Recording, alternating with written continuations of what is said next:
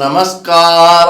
आप सभी को मेरा YouTube चैनल में आपका स्वागत है।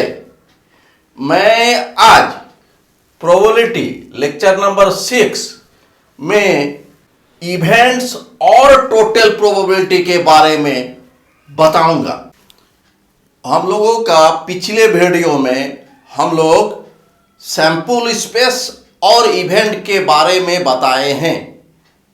फिर भी एक बार सैंपल स्पेस और इवेंट को रिपीट कर रहा हूं। हम लोग जानते हैं कि किसी रैंडम एक्सपेरिमेंट का आउटकम्स का कलेक्शन, सभी आउटकम्स का कलेक्शन अगर कर लेते हैं और एक सेट बना लेते हैं, उस सेट को सैंपल स्पेस कहते हैं। और इवेंट सैंपल स्पेस का कोई भी सबसेट को हम लोग इवेंट कहेंगे। तो इवेंट क्या होता है? सैंपल स्पेस का सबसेट है। एक एग्जांपल से हम लोग इसको क्लियर कर लेते हैं। अगर हम लोग कोई कॉइन को उछालते हैं तो आउटकम क्या क्या होती है? हेड और टेल। तो आउटकम हेड और टेल को कलेक्शन कर लिया और एक सेट बना लिया एस। तो इस एस को सैंपल स्पेस कहेंगे इस रैंडम एक्सपेरिमेंट के लिए। ये रैंडम एक्सपेरिमेंट क्या है कि कॉइन को उछालना। अभी हम लोग लिखते हैं एक सेट ए है जो कि एलिमेंट एच को रखते हैं। एच मतलब हेड। तो चूंकि ये ए एस का सबसेट है तो ए एक इवेंट हो गया।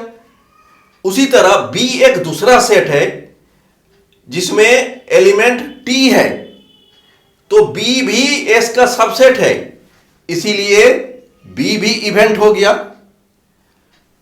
Null set phi, null set phi किसी भी सेट का सबसेट होती है, इसलिए फाई एस सेट का सबसेट होगा, मतलब सैंपल स्पेस का सबसेट हो गया। तो फाई भी एक इवेंट होगा। ये फाई को हम लोग इम्पॉसिबल इवेंट कहते हैं और एस को श्योर इवेंट बोलते हैं। हम लोग प्रोबेबिलिटी के बारे में भी बताए हैं, एक्जियोमेट्रिक अप्रोच टू प्रोबेबिलिटी। हम लोग एक्जियोमेट्रिक अप्रोच टू प्रोबेबिलिटी के बारे में बताए हैं, जिसमें कि बताया गया है कि P एक रियल वैल्यूड फंक्शन है जिसका डोमेन होगा ये सैंपल स्पेस का पावर सेट ऑफ एस, और कोडोमेन होगा सेट ऑफ रियल नंबर्स। और कुछ कंडीशन था कि अगर ई कोई सबसेट है एस का, मतलब ई मेंबर हो जाएगा पावर सेट ऑफ एस, मतलब ई यहां पर आ जाएगा, तो ई डोमेन का एक मेंबर हो जाएगा।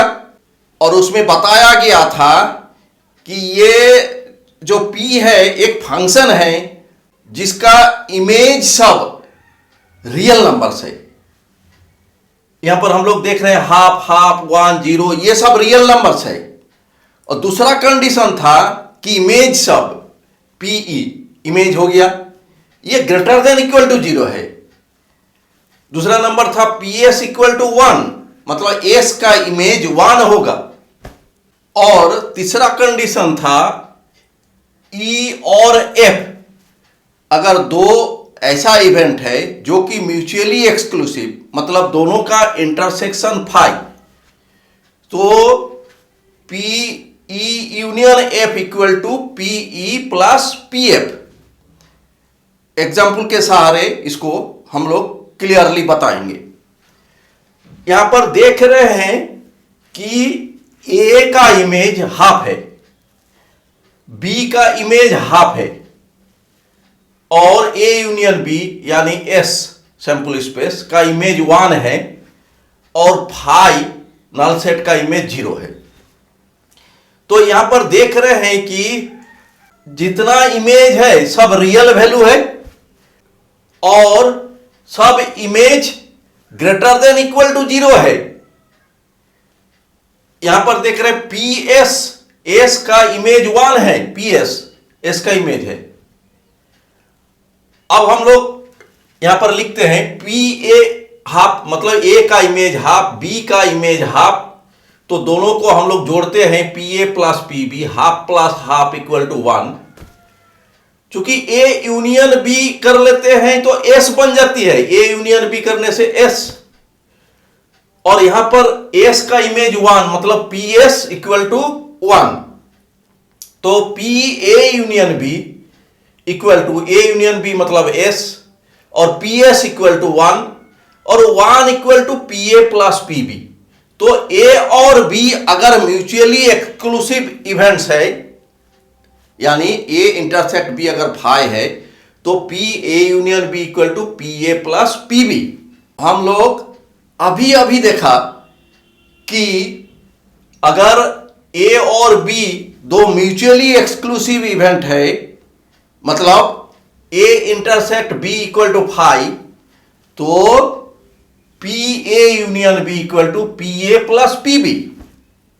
अब क्वेश्चन है कि ए और बी दोनों म्यूचुअली एक्सक्लूसिव नहीं हो तो क्या होगा?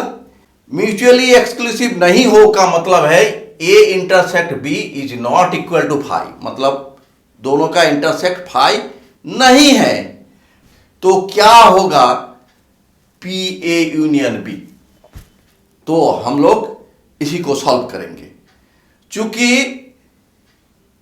ए और बी दोनों इवेंट है, इवेंट मतलब सैंपल स्पेस का वो सबसेट है, सबसेट मतलब ये लोग एक एक सेट है, तो सेट्स थ्योरी के सहारे हम लोग इसको सॉल्व कर सकेंगे। तो यहां पर लिखे हैं ये ए सेट है और ये बी सेट है, और इस पार्ट को हम लोग ए माइनस बी, इसको ए इंटरसेक्ट बी, और इस पार्ट को बी माइनस ए, ये सेट थ्योरी से हम लोग जानते हैं। तो अभी देख रहे हैं कि ये ए जो है, ए कैसा है?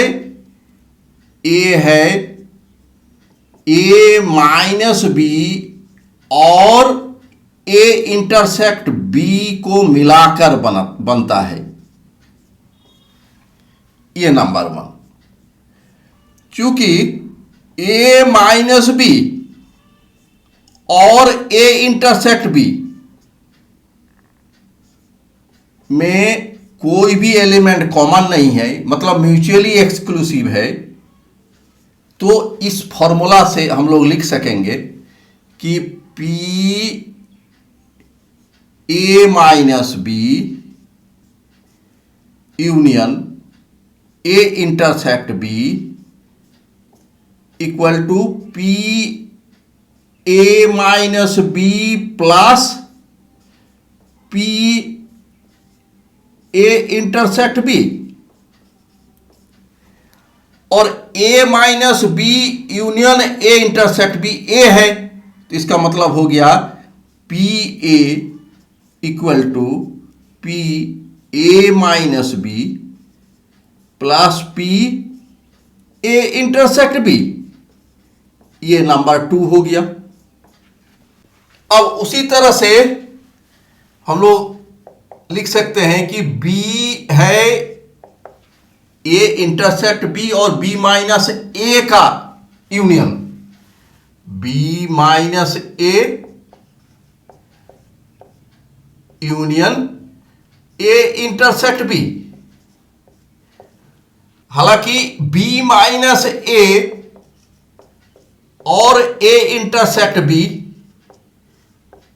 में कोई भी कॉमन एलिमेंट नहीं है, मतलब म्यूचुअली एक्सक्लूसिव, मतलब फाई।